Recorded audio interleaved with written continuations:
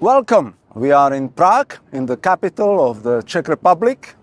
There is a big conference taking place here of the European Consortium for Political Research, and I've been very fortunate to have a keynote speaker at our conference, Professor Maria Popova, who is a professor of political science at McGill University in Montreal in Canada, and an author of a forthcoming study, Russia and Ukraine, Entangled Histories, Diverging States. And that is very much one of the key areas I would like to discuss with you today. We are sitting at an interesting place. This is a memorial in Prague dedicated to the victims of communist oppression in Czechoslovakia. And this is something perhaps that we could say the Czech Republic, Ukraine and Russia have in common, right? People refer to them as post-communist countries. How do you feel about that legacy of communism? It's a very interesting and important question, because we have to wonder how long are we going to call these countries post-communist, even though it's now been 30 years that they are past this point. And I think it's really fitting that we're here at this monument, because the common thread is the victimization during communism, the experience, the legacy of authoritarianism. The other part of the common thread is how different societies who went through this are going to work out what that period meant. So the memory politics of it is also important. But in terms of their current politics, I think at this point we have to say and we have to recognize that the countries have diverged so majorly that they have very little in common anymore in terms of how their domestic politics now work. Obviously, some countries have consolidated strong democracies, leading in freedom of the economy, freedom of speech. And other countries like Russia and some of the dictatorships in Central Asia are at the bottom of the freedom rating. So they have diverged tremendously, but the common legacy is the legacy of how we remember that period. So in Prague, in this place, one could sometimes have the impression that these times are well behind kind of tourist attractions, if you want, while in Russia, of course, those legacies are still very much present. In fact, it seems that President Vladimir Putin wants to reclaim the legacy of the Soviet Union, or the Soviet Union proper to some extent. He famously described the demise of the Soviet Union as the greatest geopolitical catastrophe. A simple question that has no simple answer. Yeah. Why did Russia invade Ukraine? What we argue in the book that we have coming out is that the main reason for this invasion is that the divergence between Russia and Ukraine became really big over the last 20 years. So these are the legacies of communism. Right. These two countries. They started out very, very similarly. But over the last 20 years, since about the Orange Revolution in 2004 in Ukraine, the two countries sort of took very different forks in the road. And they diverged, and Ukraine became more and more a competitive regime, a democracy, confident in its own identity. And Russia became an autocracy, very much revanchist, insecure about its identity and its legacy and its previous imperial identity. And, you know, these countries could have continued this divergence, but the reason the war is happening is that Russia wanted to bridge that gap.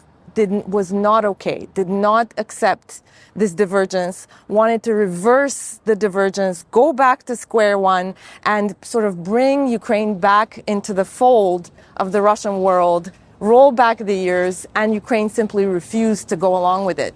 And Russia tried in the years running up, in the last 9 years, tried through more limited war, still military aggression, but a little bit more limited, to reverse time.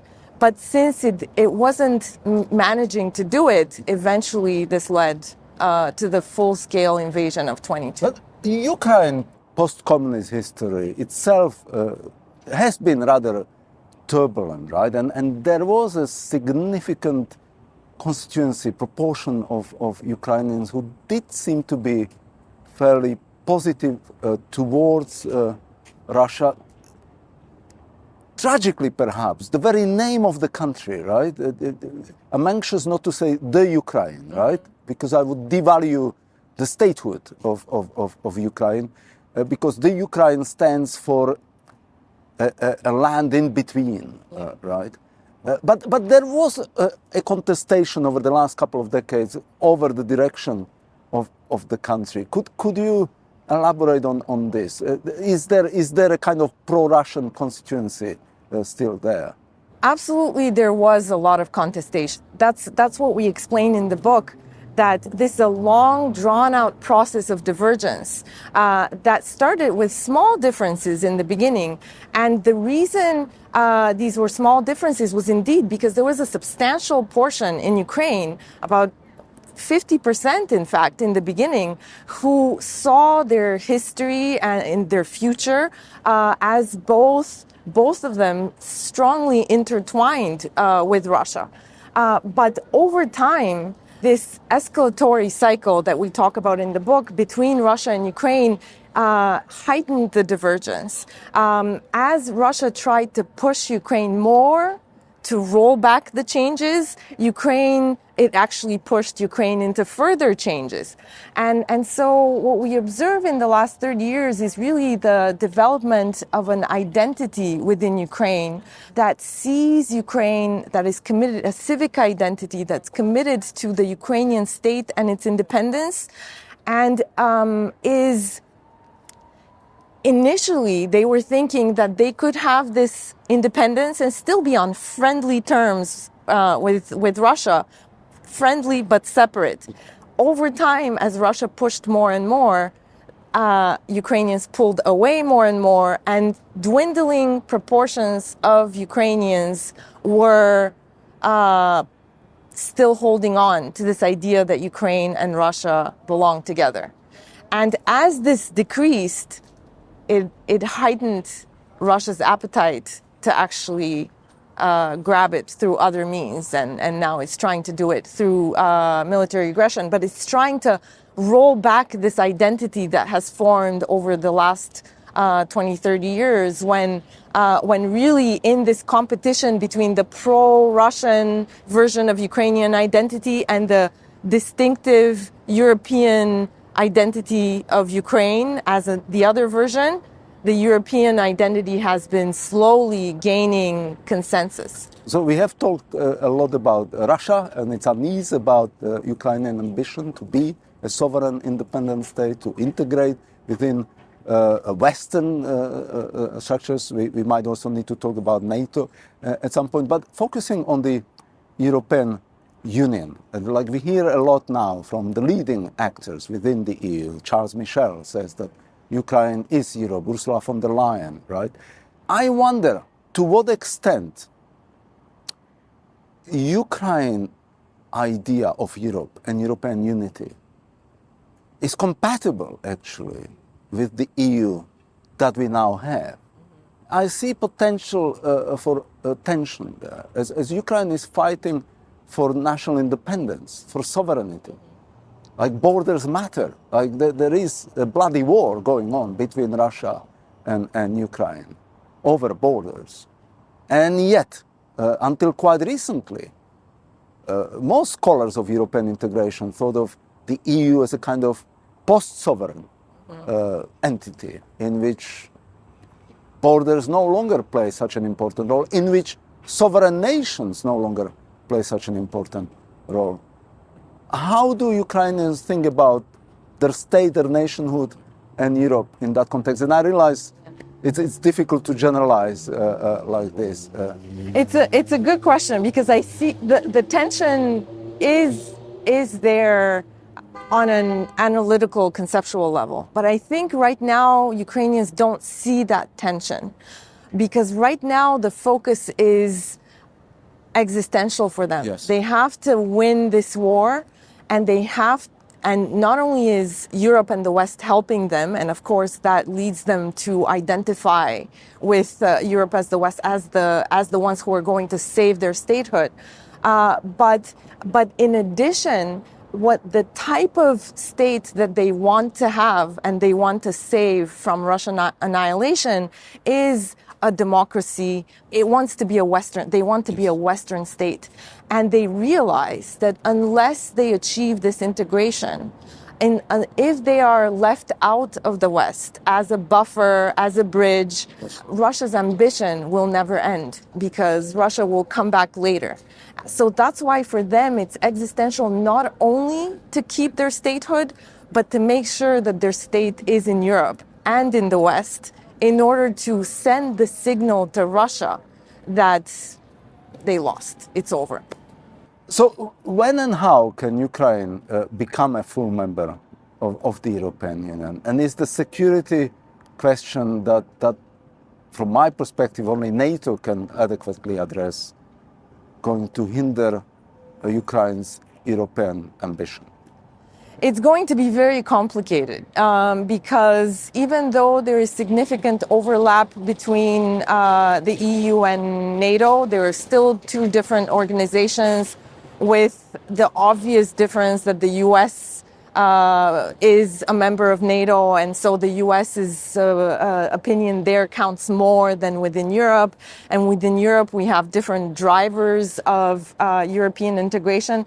So it's going to be very complicated for both the EU and NATO and Ukraine to figure out at what tracks Ukraine is going to go. But I do agree with you that it is essential for Ukraine to be a member of both. It's not going to be enough to be integrated into the EU to stave off any future Russian aggression. For that, they need to be in NATO. On the other hand, the criteria to be in the EU are in many ways more onerous than the criteria to be in NATO. I think the Ukrainian army has proven its capability to be in NATO at this point. On the other hand, the Ukrainian state has some more proving to do, that it can be governed well, that it can tackle corruption, boost the rule of law, etc. So the two processes, I think, will go in parallel. And the goal, of course, is to make them build on each other rather than conflict. Will Ukraine's membership basically overtax the European Union? In all respects, Ukraine's membership creates formidable challenges. When you look at the political side of things, can the unity of the project be maintained?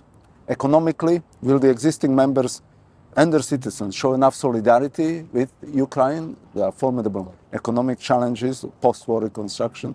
And militarily, the EU is not a military actor, but increasingly it acts as if it was on the way to become one.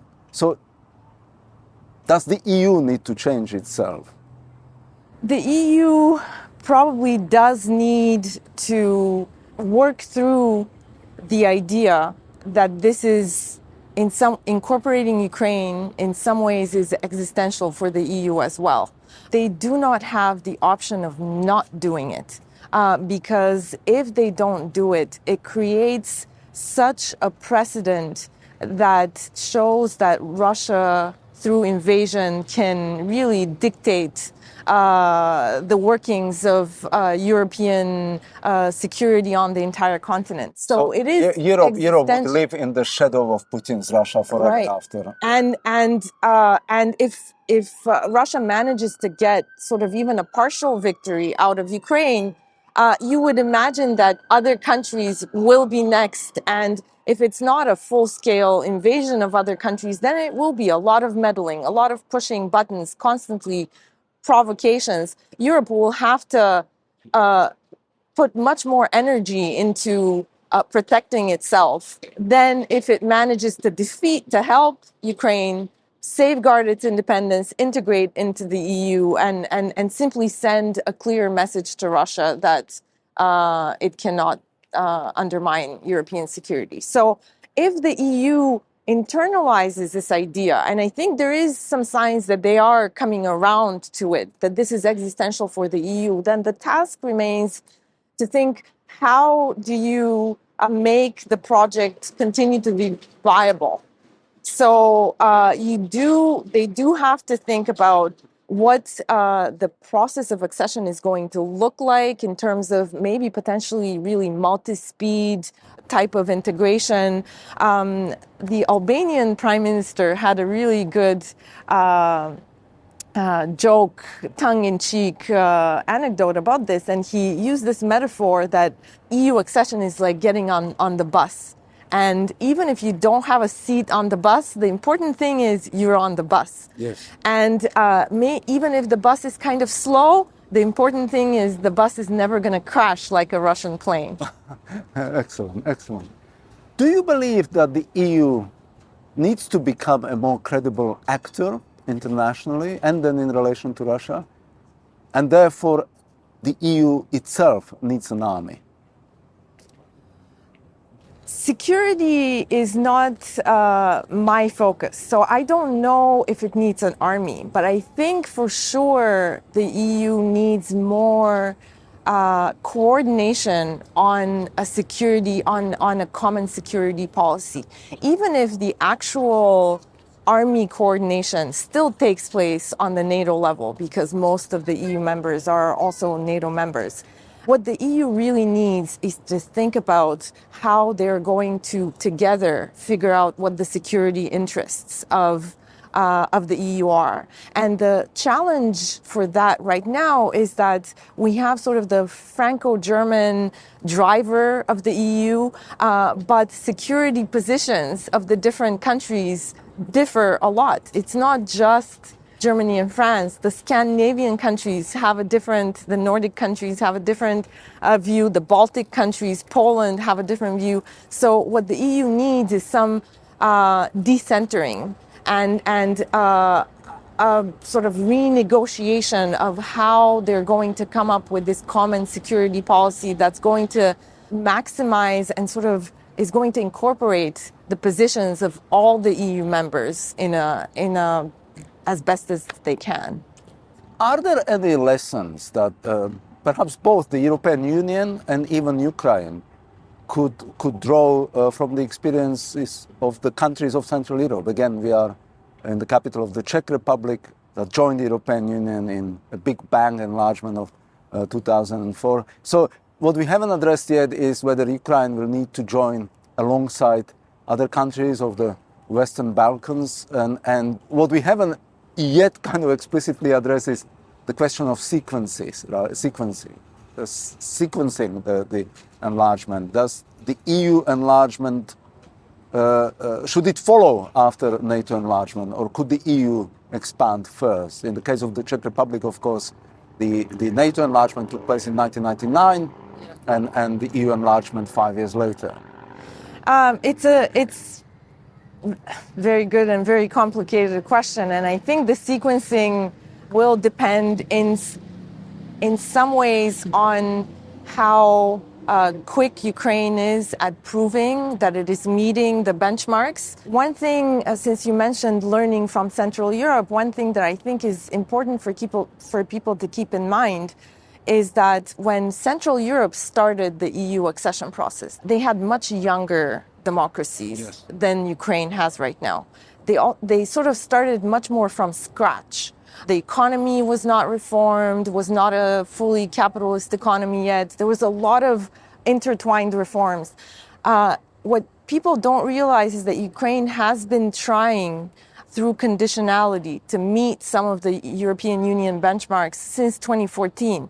So they already have 8 years under their belts of trying to harmonize legislation, institutional building with the European Union. So I think that puts them in a slightly better position than the Central Europeans to join the EU. But the security situation, of course, puts them in a way more complicated position. And the timing of it is much more complicated than it was in the late 90s and early 2000s when the relationship between Russia and the West was better, Russia was weaker, etc. We don't know the future, right? But I would like to end by asking you, what is your vision for Ukraine in Europe? And what do you believe might be feasible, achievable in terms of integrating Ukraine as a member of the European Union? And I would normally say as a full member of the European Union, but with your bus metaphor, when and how will Ukraine get on that bus? I think Ukraine already is on the bus because it got membership. It got a membership perspective. It's a candidate. How long is that ride going to be? I think it's going to be shorter than people are right now projecting. I think it's not going to be decades, as they say. It may be possible to do it within the decade, within the next decade, if both Ukraine and the EU do their homework and really put a lot of focus into reforming both the Ukrainian state and the enlargement process. I think it is feasible. Professor Popova, thank you very much for your time. Thank you. Thank you.